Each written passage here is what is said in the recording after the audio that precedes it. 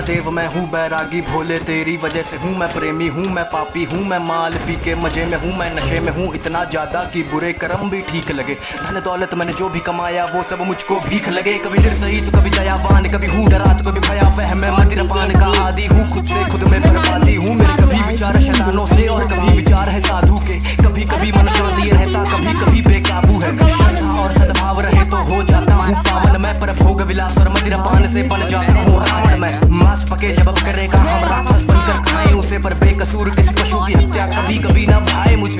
एक शरीर है दो मनुष्य लगता मेरे भीतर रहते हैं विनाश काले विपरीत बुद्धि सब कुंडली देख के कहते हैं।